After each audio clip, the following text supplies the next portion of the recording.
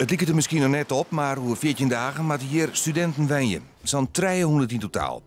De nieuwe studentenflat is specifiek bedoeld voor buitenlandse studenten die studeren aan de HBO-school in Ljouwert. Een mooi plakje, maar ze mogen de marine niet blijven. We hebben een overeenkomst met Stenden, NHL en met Van Hal. Dat wij hun eerste Ierse studenten plaatsen. Elke keer komt er weer een nieuwe groep en de Hogeschool wil graag dat die eerste Ierse studenten gewoon een plakje hebben, boeken kennen vanuit het buitenland.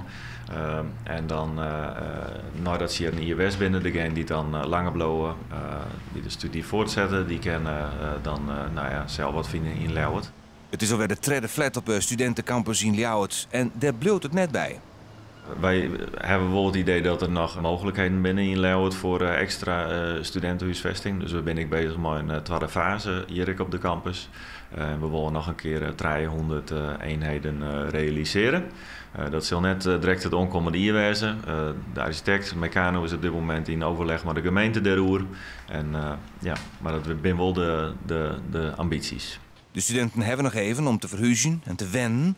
Het nieuwe college hier zet door een liedse moanne uiteen.